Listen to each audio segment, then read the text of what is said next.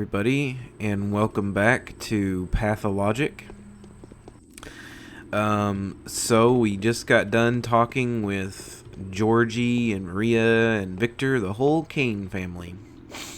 And now we're fixing to head on back to Eva Yan's place, and then we run into these two again. So let's talk to them. And you won't believe what happened. I lost two different recordings. One of them was an hour's worth, and the other one was, well, thank God it was only about like 5 minutes worth, but like, I couldn't believe it, you know. The first time, I don't know, I guess I didn't hit record or something. Or I accidentally turned it off. And the second time, the game just outright froze. The game just said nope. So, but anyways, I know you guys aren't interested in that. On with the game. Alright. Oh, and when you click on the tragedian's portrait as well, he has no... nobody has any opinions about him or anything like that.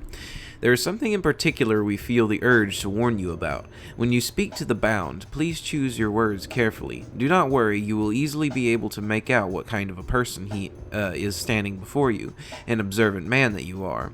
So use that skill when dealing with the bound. Some of them are indeed worth insulting, whereas others need to be treated with utmost respect. If I ever engage in conversations with someone, it won't be for personal gain. Each conversation will bring you a small profit, depending on the outcome, of course. Depending on the outcome? Every line you utter will have consequences. News spreads rapidly around here. If you spoil your reputation in one place, you'll have to reap what you have sown in another. Restore your good name in the south, and you'll receive a warmer welcome in the north. They will heed every word you say, and you'll be rewarded. Not by means of money, I hope. A handful of money. It's not a dialogue fee, don't get me wrong. Never refuse to take small sums of money from the bound. That would not belittle you in any fashion, but would rather demonstrate that you appreciate the local customs. How so? It's a symbolic Godspeed. The heftier the sum, the better your luck is supposed to become. So conversations get more profitable as your reputation goes up, esteemed bachelor. I see. And then we have over here the executor. The town is small and rather unexceptional, isn't it? But there are all kinds of people here, the simple folk and the more remarkable ones. The former will tell you more than they know. The latter know way more than they're ever going to let out. Keep a close eye on them. Your victory depends on it. And who are these remarkable people? There are 20-something of them, easily distinguished, by their lodgings or their presence. They're called by many names: the Bound, the Fated, the Adherents, the Gobo's Tagler, the Town's Circle. Simon preferred their company to any other. Why? Because it is they that will decide the fate of this town. Don't be distracted by the fact that some of them look insignificant or disreputable. They will earn their worth. You just give them time. They're the most important joints of this town. Why are you telling me all this? Each day, one of them will try death by the tooth. Each will put their life at risk, and each one that dies is important. Some of them may take the keys to victory to the grave. Mind that the keys are yours while the grave is theirs. Others will do the opposite. Don't waste your chance to condemn someone who may get in your way. How do you know what is helpful and what gets in the way? Okay, alright, dropping you more hints would be cheating. Shutting up now. Allow me to conclude then. Each bound you save will influence the finale of your adventure. Each of them has their own goals and motives. It may so happen that those who seek a different ending survive, and then, well, you've been warned. Okay, I'll take that into account and we'll be careful. Alright, so now we talk to these guys. Let's head on over to Eva Yan's, which is the opposite way. And sorry, and my voice might sound a little bit off because I have kind of a cold. So yeah. And that might actually keep me from streaming tonight, because like when I'm sick, I don't know, I'm not as much of a bundle I am not as much of a bundle of fun.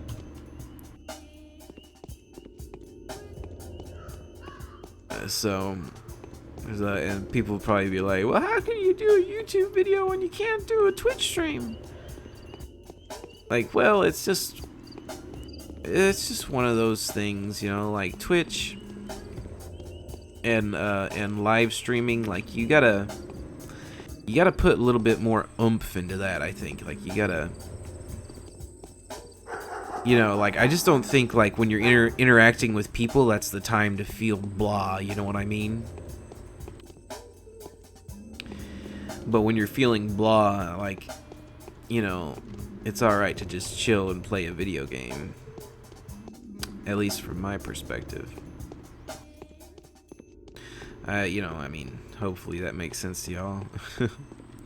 Alright, let's go back in there. Let's see what's up with Eva. Oh, and we better save. I had a feeling you would come.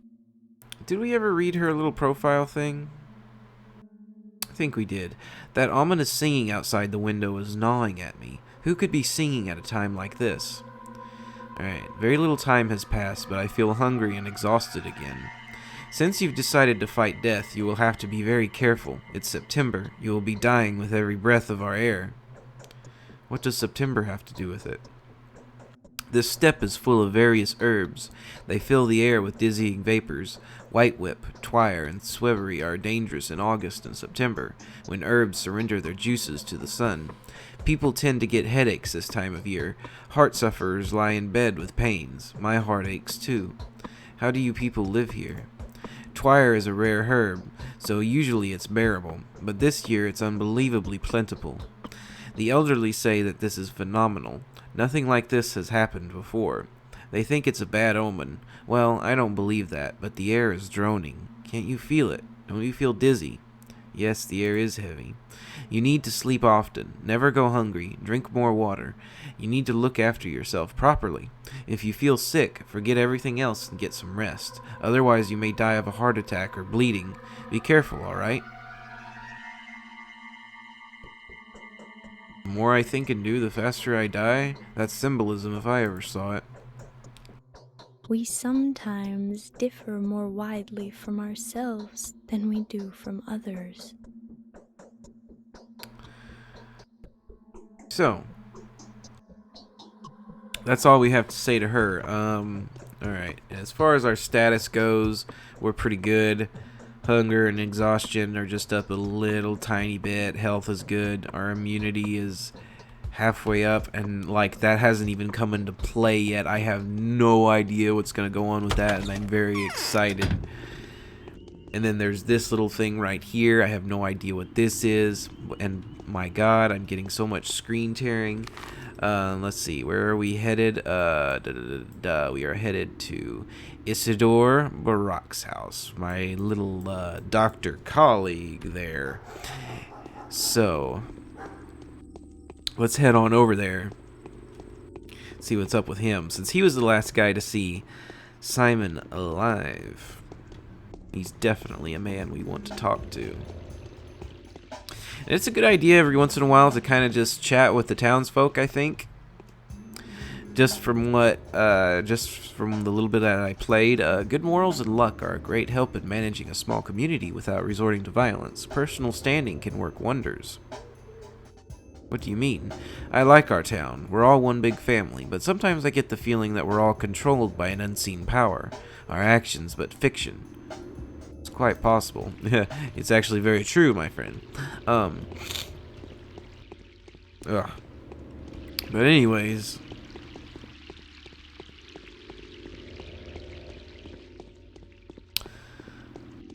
yeah, let's find out what's going on with our little doctor buddy. God, like, what is up with this town? Like, this is so weird. Like, you see these people every once in a while just bending over and like, I don't know exactly what they're doing. I don't know if that's just because of like all the stuff in the air, the herbs that they were talking about, or what. but the people in this town are just strange, period. This town actually reminds me a little bit of Innsmouth from, you know, that H.P. Lovecraft story. Of course, the shadow over Innsmouth, and like did the Call of Cthulhu mention Innsmouth at all? I imagine it might have, since Cthulhu is right next to the town, but I'm not entirely sure. I've never read the Call of Cthulhu. Even though, like, I really like H.P. Lovecraft's, like, the works that I read, I really enjoyed. I read At the Mountains of Madness, and I read The Rats in the Walls, the Dunwich Horror, which was one of my particular favorites. I really enjoyed the Dunwich Horror. I thought that was great.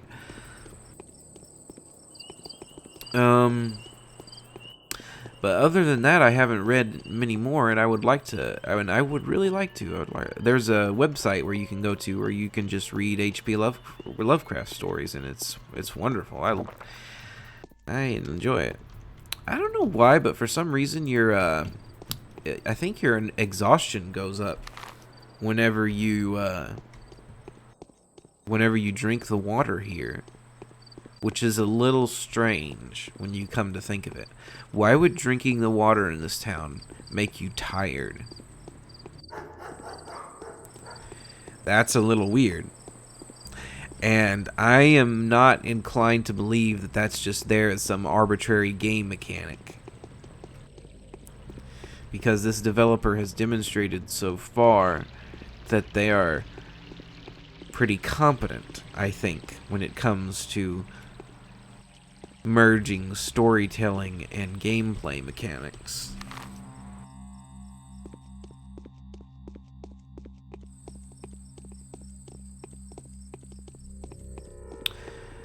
So, we're getting closer to the house. Oh, and here's one of my favorite friends, the Rape Face Man. You can clearly see why. Oh, how ferocious Mother Nature is. Oh, I can't even do a voice. Can't even do it, not like this. For 'tis her wrath that has to be withstood. Oh, friend, if only I could wet my whistle, I'd gladly give you anything on earth in exchange for a gulp of chilly spring water. How about we barter? You'll have your water and I'll have bandages. Alright, here you go. 1 water. But you don't have anything. You have nothing. No. No.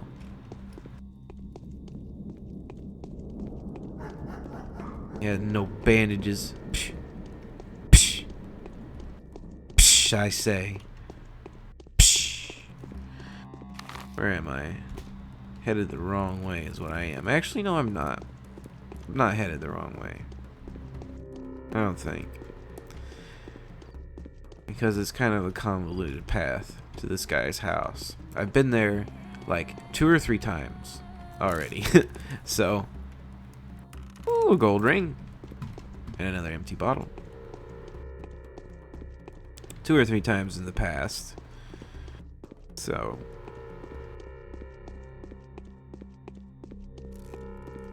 and it's kind of a long path to the house for some reason. But it is what it is.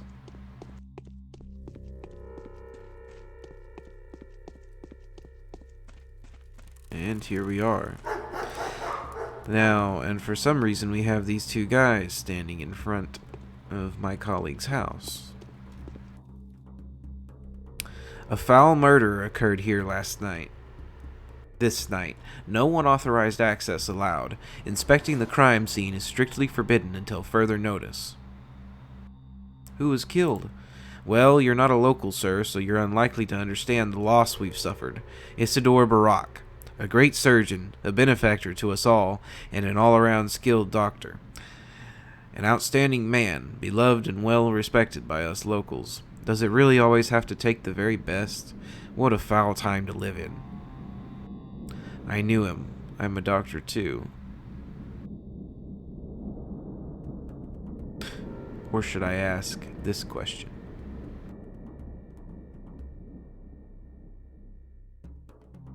Nah, I'm gonna say I knew him. I'm a doctor too. Whoever killed our only doc must surely be looking to get us all killed. Isidore could cure anything. He also knew how to make cuts or incisions, 'cause he was a warden. He knew his lines all right. Like I said, it all makes sense. Whoever killed Simon took Isidore's life too, and this is merely the beginning. Only the beginning? What makes you so sure? See, this murderous deal is all mysterious. There was a talon stuck in the victim's chest.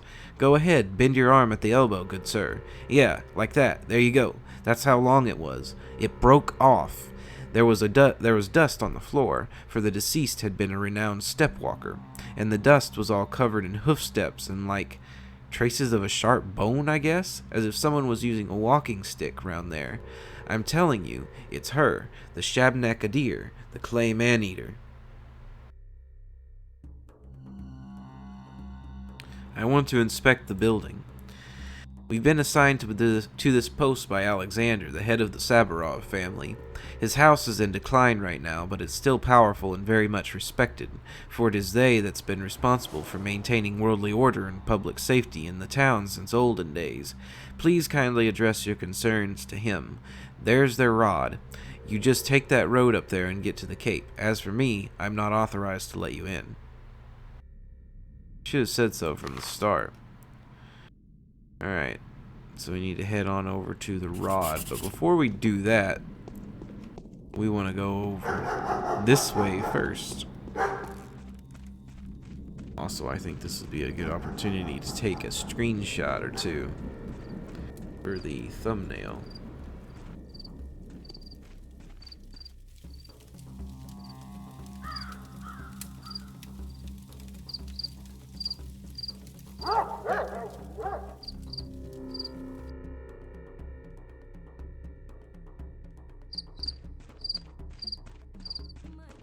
And if that screenshot doesn't work, then we'll just, if none of those work, we'll just,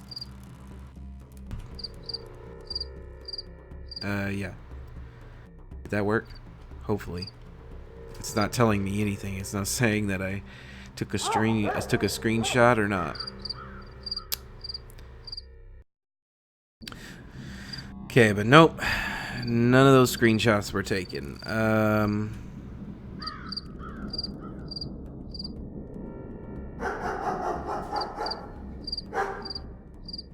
Well, I'll figure out the problem.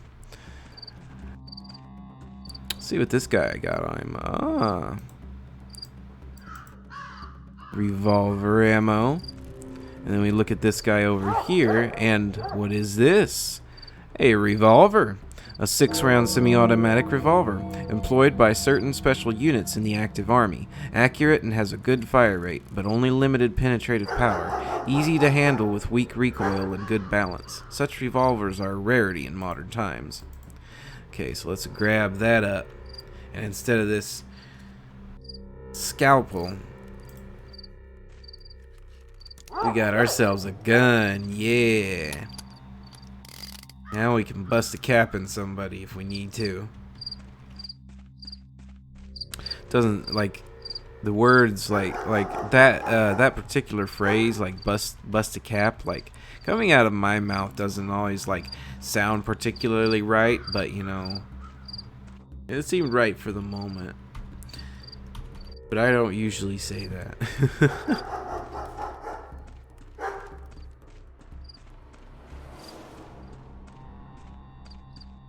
Okay.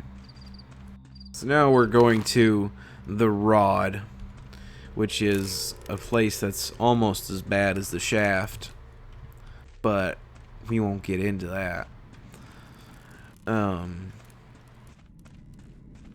So also, maybe it's just me, but maybe it's kind of a little strange that Alexander's men are the first ones on the scene after Isidore dies.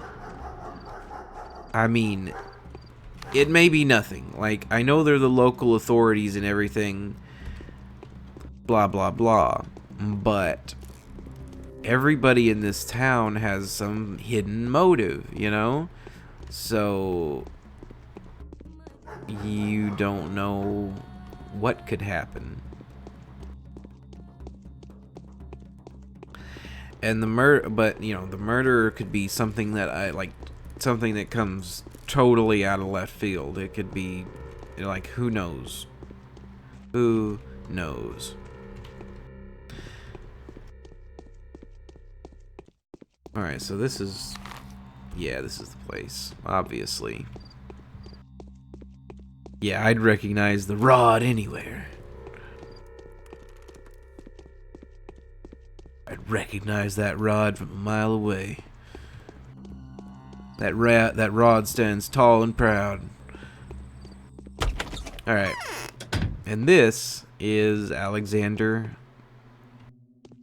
This Haruspec's Saburov. trying to prove his innocence. It's a no-go. Got his last name for a second. Let's read about you, shall we? Alexander Saburov. Yulia Lyarcheva's take on him. He is so Yulia is the woman. Or no, we haven't met her yet. We haven't met Yulia yet. Sorry, I've met Yulia, but you guys haven't. Okay, Yulia Lyarcheva's take on him. He is a husband worthy of his wife. Whatever power each one of the ruling houses possesses is predicated upon a kind of dependable amalgamation between the preternatural power wielded by the mistress and the magisterial injunctions issued by the head of the family. However, Katerina is known to be sterile, which leaves Saburov with nothing but brute domineering. As soon as the moment is right, Saburov will attempt to seize absolute administrative power. In so doing, he will compensate himself for the debilitating misery of his spouse. So Yulia doesn't have a very good opinion. So, back to what we were reading. Ruben's take. Alexander is a hero. When fire broke out in the Skinners, he took a pike pole in his own hands to break into burning houses, save people, and put out the fire. That's just how it was. Curiously enough, he kept his incognito back then and emerged from the ordeal unrecognized. Neither did he flaunt his feat either. The truth came out accidentally. That is a very typical situation. Alexander is just that, an everyday hero who often demands no credit. It's a very unique kind of heroism. Alright, he says, so I finally get to see you. Yes, you really do look like a messenger of sorrowful times. In any case, welcome to the Rod. Our meeting is quite significant in a way. Facing the changes with open eyes and taking their first blow is my duty. Do you think we're on the verge of an especially unhappy era? No grim events have clouded our existence since last summer. The country has cured its war wounds. Commercial communications have been repaired. Astrologists expect nothing ill. Do you hold astrologists' opinions in high regard?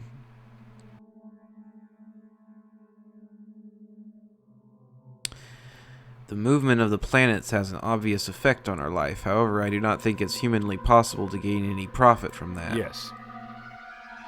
So you've come to meet with Simon, haven't you? What can I do for you now?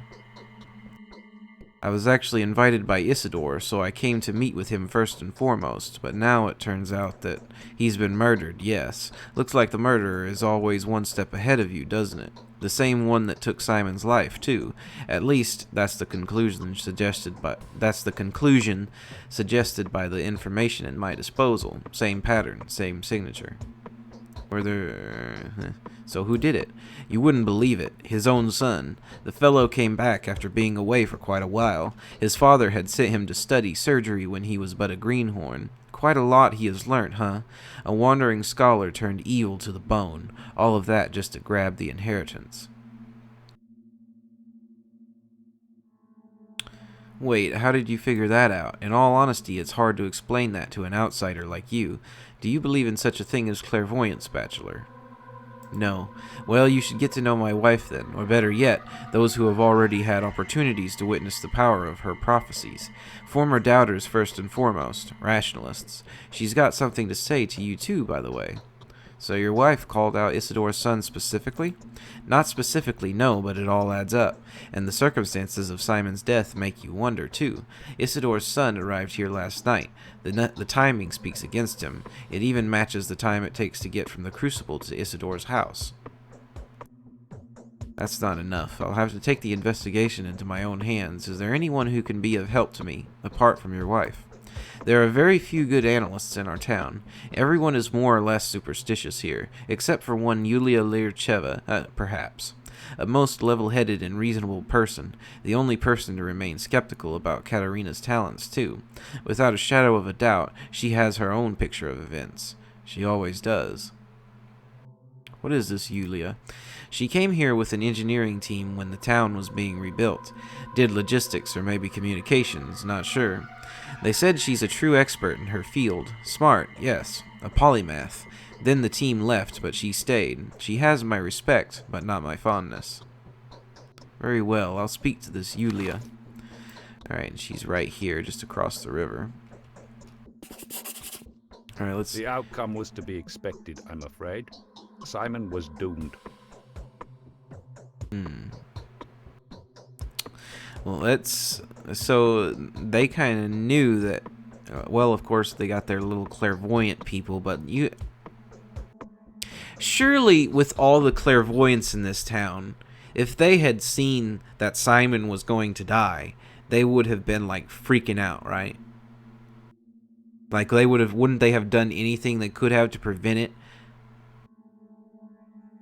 That doesn't add up. That doesn't add up at all to me. Who are the people guarding Isidore's house? Those are volunteer patrolmen. We usually keep around 20 of them, but I've increased the number recently to 150 or so. Really? Why do you need so many? There's unrest in the termitary.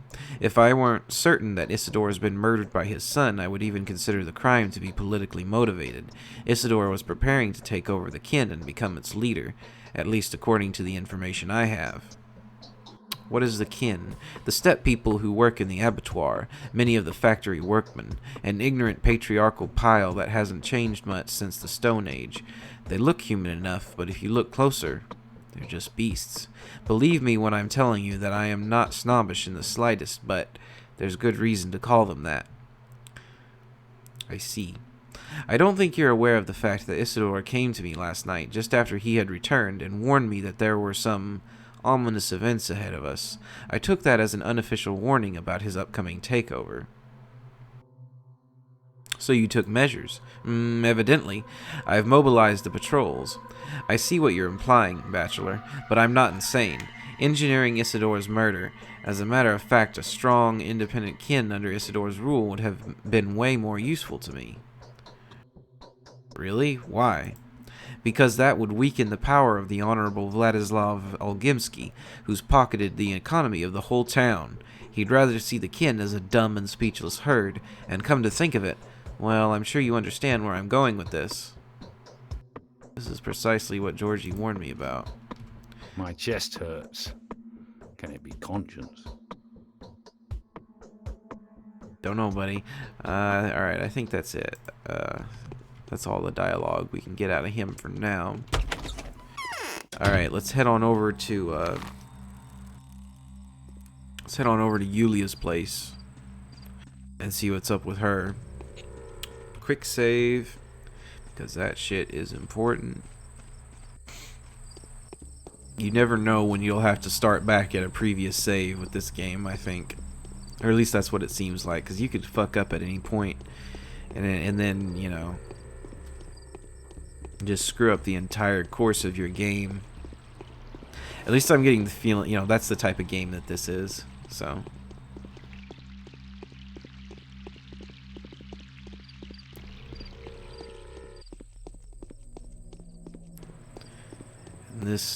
This house over here is very strange. Let's see, what time is it? 9:42. And how's my status doing? Exhaustion has gone up a little bit, and hunger has too, but for the most part, I'm good. Yeah, there's all kinds of interesting places that we need to check out.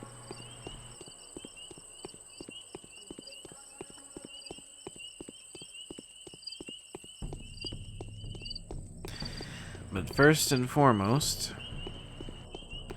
let's talk to Yulia. Very interesting picture.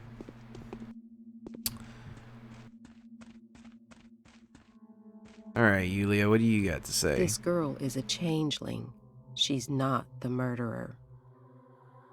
He's talking about the girl we saw earlier in the on that stage when we were looking down at the three main characters. Okay, so Yulia Lircheva. Eva Yan's take on her. Yulia is a smart person. I could never match her intelligence. She's quiet and humble and perfect. She also possesses a very unique kind of spiritual austerity and purity. She sets the bar higher for herself than for the rest. Yulia has a very intricate way of thinking. I could never learn to think like she does. And then Lara's take. I find Yulia very nice, but I can't stand the way she thinks. This fatalism of hers is depressing and crushing, and it's appalling to see a mind that bright base its theories upon a false foundation.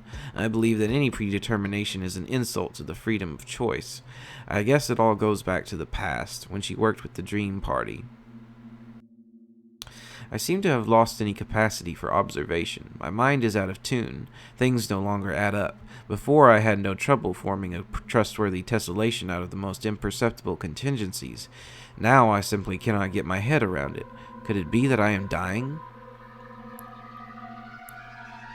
It happens when people are tired. You probably haven't slept for a while, have you? Oh no, Herba... I can never read this. I have no idea what this says. Virenay, I'm not sure, is in blossom, I grant you, but then it blooms every year. Every year the steppe is filled with its stupefying vapors. The issue I am having, however, has nothing to do with fatigue or perplexity. It is just that I've lost my ability to make distinctive events coincide. What herb is that? No matter what preternatural traits that the locals ascribe to it, Twire is all heady aroma, a bunch of superstitions and remarkably little else.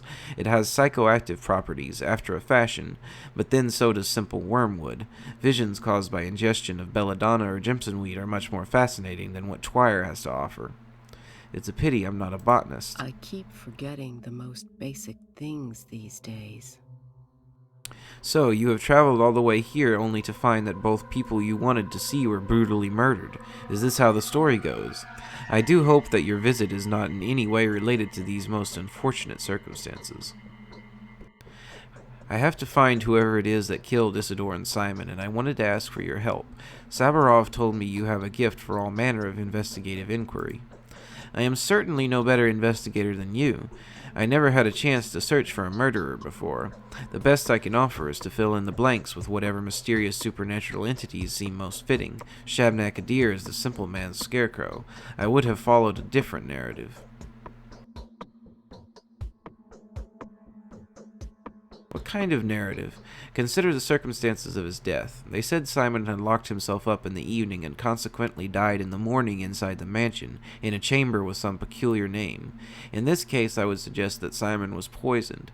By the Canes, I would have thought, but I know their family all too well. Their mutual loyalty is only rivaled by their arrogance towards anyone who is not one of them. They hold the princely sage who stands at the head of their family in highest esteem. They believe that a single dishonorable act will tarnish their name for generations to come. I doubt any of them would have stooped to this, no matter whether they wanted to or not. Poisoned? How did you arrive at this conclusion? I don't believe you understand what "he died in focus" really implies. Do you know what the Canes refer to as focus? You don't seem to grasp the semantics of the term. These are the Canes for you. These kinds of innuendos are their forte. Well, what is this focus, then? The focus is anything but an abstraction. Quite the opposite, in fact. It is governed by mathematically rigid regularities. You see, no one but the owner of a focus may get inside. This can only mean that Simon had brought the killer with him, or rather, within him, since no physical object may be brought into focus either. How do you know that? Who doesn't? The Canes are notoriously passionate about all manner of synthetic anomalies. They will never pass up the opportunity to devise a Kunststück that would allow them to warp space, challenge physics, or manipulate optics. Metaphysically, a focus can be compared to a camera obscura. Do note that the name is not unfitting. No, it is entirely impossible for someone to get inside. A curious conclusion, but an incorrect one. Simon was disfigured and bleeding. His bones were broken. Is that so? Well, this does introduce a different perspective. Did you say Isidore was the last person to see Simon? The question is, who did he see before? The sun had not yet set when Isidore returned from the steppe. However, he came to Simon well after midnight. The question naturally arises, where did he spend the missing few hours? That is why I'm trying to trace Isidore's steps. I want to walk the same route. Don't get me wrong, though. Was Isidore seen with Saburov by any chance? He was. He warned Saburov of an upcoming storm.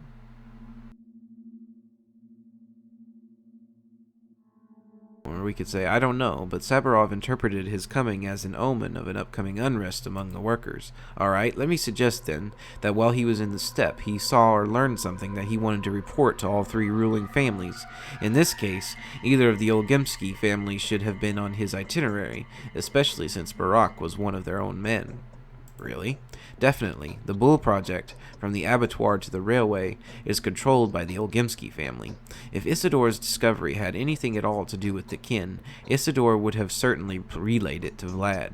So do make sure to pay a visit to the lump. That's the name of the Olgimsky mansion. Another fitting name, wouldn't you agree? Thank you, Yulia. What would I do without you? Alright, so this is the next place we need to head over to, is the lump. This girl is a changeling. She's not the murderer. Let's finish out her dialogue.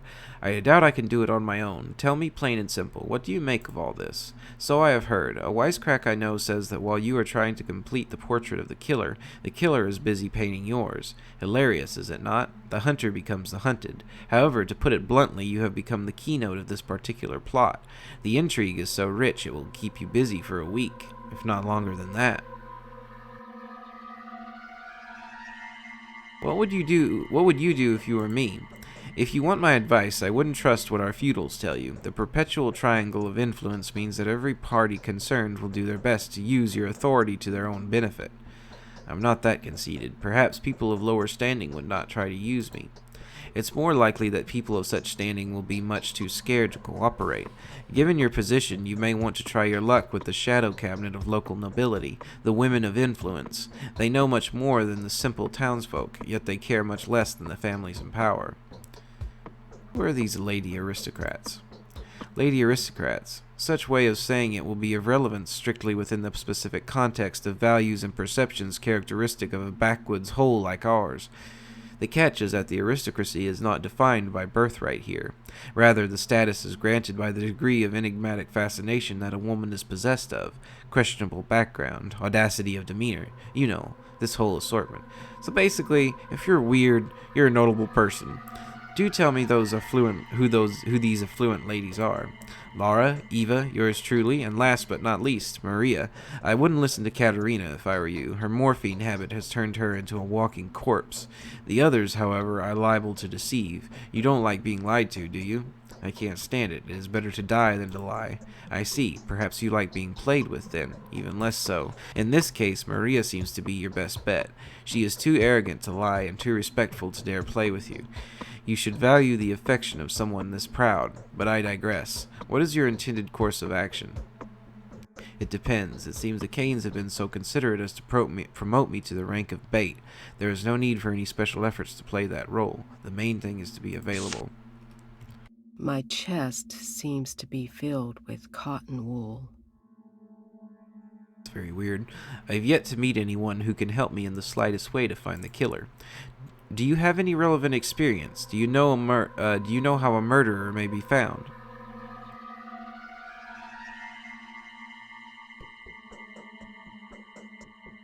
Not really, but I hunt the killer of all killers in my laboratory. Incidentally, it is more than possible that the killer is hiding in the house of Anna Angel, a thespian of sorts.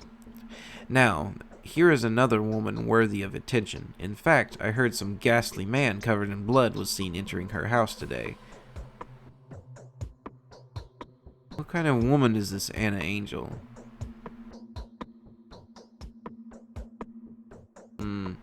How do you know this? The town is a small place, Bachelor. The wind carries rumors with falling leaves, mixing birds' feathers with emotions. We all know one another so well here that we are sometimes able to hear each other's thoughts.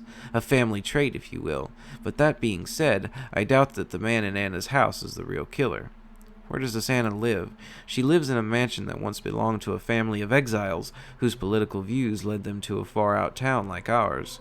Because of some ill-conceived sense of camaraderie, they were happy to give shelter to a runaway actress. As soon as she told them she was persecuted by the powers that be, a few years later they died, suspiciously if you ask me, leaving Willow Mellow, their daughter, in the care of their companion. Willow died soon thereafter, mysteriously. They all died of natural causes, allegedly, even though Willow was buried in a tightly closed coffin. The body was examined by Isidore Barak, however, and he is not a man who would cover up a crime. Anyway, you would do good to take a look at the house yourself.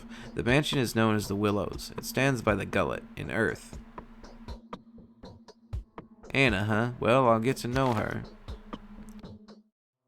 Okay, so that's another place we should go.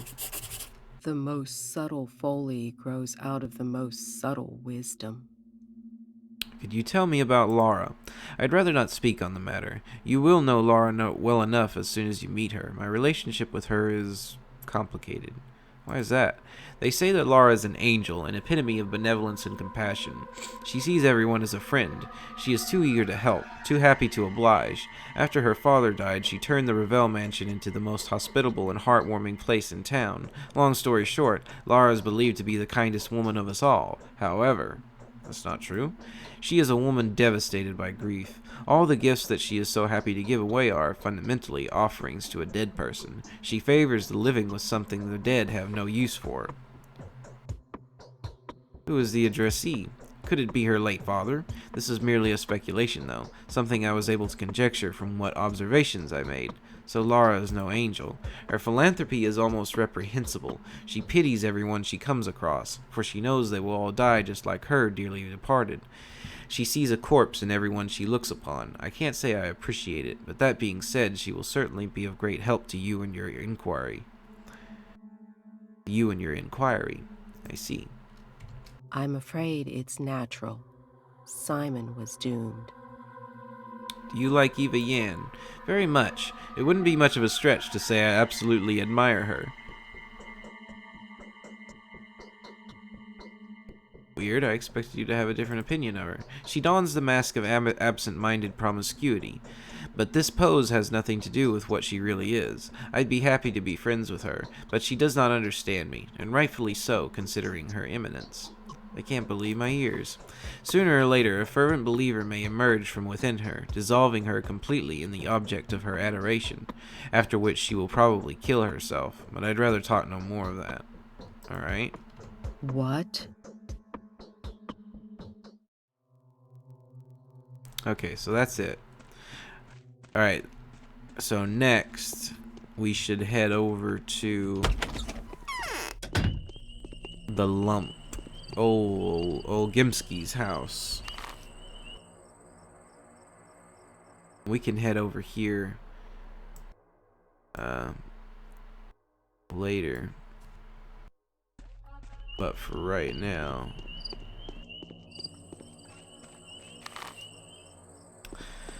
I'm going to go speak to old Gimski and see what his take on this whole situation is. And after we talk to him, we'll have talked to all the big shots in the town. So I guess that's pretty much what this first day is for, is just to help you get acquainted with these people. It's, you know, to give you a sense of the town, and that is so creepy. All those kids just stopping all at once just to kind of stare at me. Please stop doing that. Trash can? Okay, nothing. But, anyways, what was I saying? I don't remember. It's not a bit important. Oh, yeah, the town, like, it just seems like this first day, yeah, is like there is, like, one big giant tutorial, you know? So, like, this is the best this is your best opportunity to learn how the game works. It's really nice. I enjoy it. Alright, so this is the lump. And it looks like a lump. So, yeah, fitting name.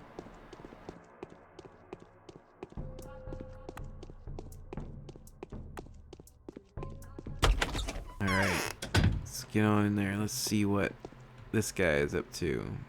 How you doing? So my Haruspex is the Ripper? Funny.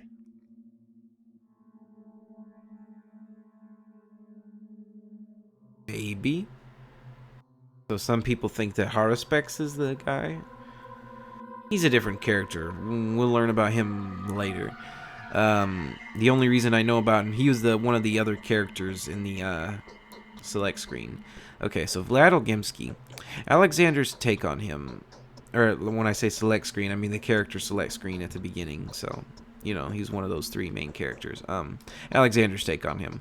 Vlad is a cunning and unfriendly man. Dealing with him is tough. I find it odd that he runs the kin so smoothly. Civilized people can't usually find a common tongue with our steppe people. You have to turn into a beast regularly in order to communicate with them. I think they've stricken some sort of secret pact. This peace has to have a hefty price. Victor's take. The town prospers thanks to his acumen. He watches over the arteries and has a firm hold over the economy. The abattoir, the factories, the warehouses, the trading processes themselves are completely under his control. Saburov and I have long abandoned our attempts to interfere with his domain. We don't have the slightest idea of the Bull Project's day-to-day life. I wouldn't be surprised to find out that one day that Vlad had installed slavery there. Okay. So he's kind of an asshole, this guy. Ah, Bachelor Dankovsky, of course. Who else could be so dapper? I've heard quite a lot about you. Have you taken a look around? Be sure to check the state of the industry around here. We have our own ways. How curious, and what is the current state of your industry? Come now, it's a complicated establishment with 1,000 years of history. A special approach is required to control such a colossus. See where I'm getting at, emissary?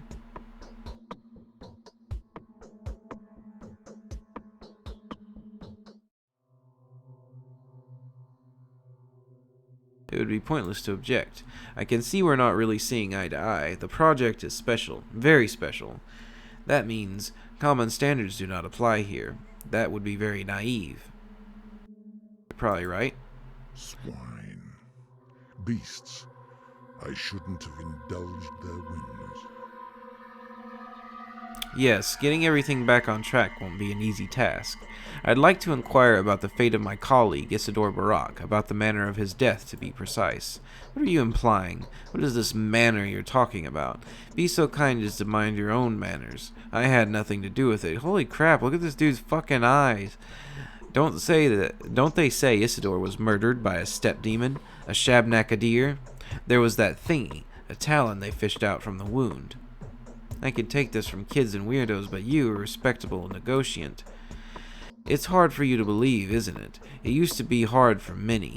Take my boy, for example, a scoffer if I've ever seen one, and now even he believes it's real. He went off his head a bit.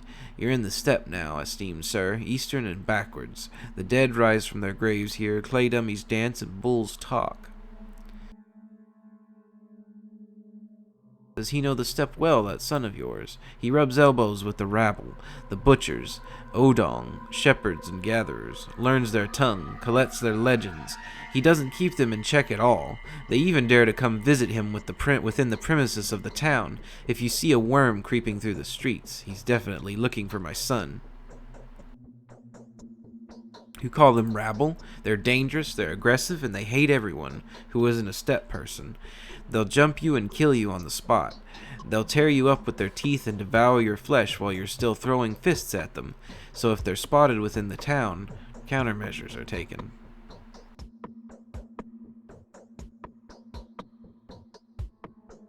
So what of your son? Perhaps he could tell me more about this creature. Hold your horses. You want to talk to my blockhead? No, you have nothing to talk about. He's not here, thankfully. I don't want you two to meet. You heard me? These are tradesmen's words, and I'll stick to them. I won't leave it at that. Many a mickle, makes a muckle. How There's no hurry. How do you think Simon died? I don't think he was murdered. How could he who craves monocracy not perish? He couldn't, not in this place. Balance requires equilibrium. So Simon's course of action contradicted yours. Come now, what I'm saying is, when someone takes too much upon themselves, they always end up ground down. That's how life works.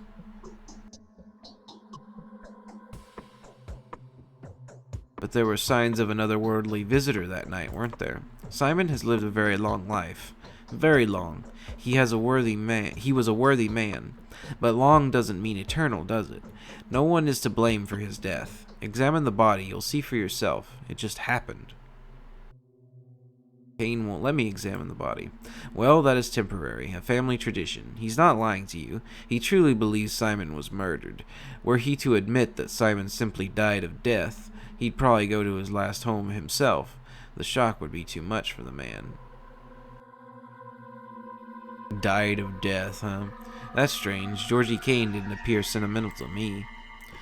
Yeah, he didn't seem sentimental at all. No, I won't believe in some earthen killer. Isidore came by to see you last night. Don't try to deny it. So what if he did? I am also aware of what you two have been talking about. All I want to know is why he left to see Simon afterwards. Oh my, pray forgive me. So he wanted to bring me to heel, that traitor, that bastard. Well, what he asked for was for me to stop the factory. How could I not kick him out? What were his reasons? His reasons, huh? The bastard. He reasoned he'd pay a visit to my daughter. He knows full well how to pull my strings. Well, I told her to lock the door, so away he went, none the wiser. Oh, the bastard. So he went to Simon, huh? Thank goodness my loafer of a son is hanging around somewhere. Or else, he could have what? Huh? That, my dear and respectable friend, is none of your business. My property, like I said, is in order. See the skin and meat delivery reports. Do you know how hard? No way. It's my domain whether anyone riots or not, and I'll have my way with them. I see. You're the big guy here. Swine. So that's it.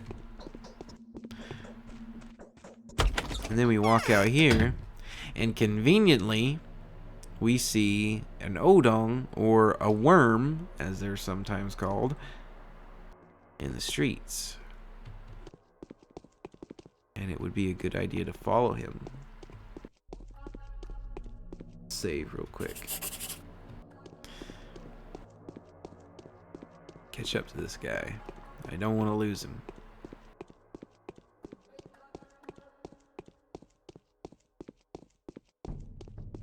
Very weird creature. And I have no idea why that these guys are they unformed and unshaped. That's so strange. Oops. Well, I didn't mean to. How could I reload my revolver again if I'd already reloaded it? That doesn't make any sense. Yeah, so this guy will attack you if you get anywhere near him, and you have to kind of get close to him to get in the back door, but don't worry about it. Just save your ammunition if you have a revolver, because you don't get anything whenever he dies. Alright, what is our condition like? Okay, so we're still pretty good. And the time is 10:34.